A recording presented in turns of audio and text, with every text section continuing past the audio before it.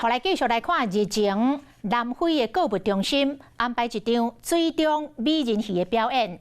讲表演人员要上花来换开的时阵，美人鱼迄领衫的鱼仔尾，互石头卡掉咧。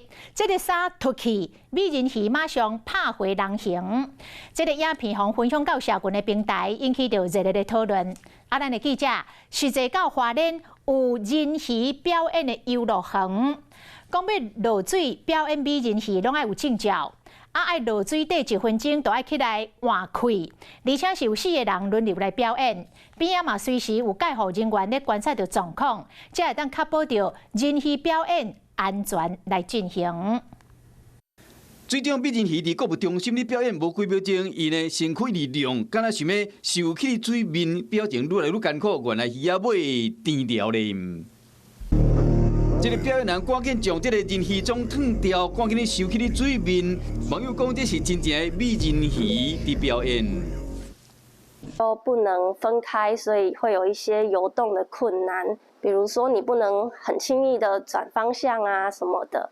穿人鱼装，双脚拢被绑掉咧，比一般的唱水味更较困难。想要伫水中表演，这人鱼拢都要考过证照，才会当落水。伫花莲游乐园内，这人鱼甲民众咧互动，好大人囡仔拢真欢喜。不过要防止意外，标准的作业流程真重要。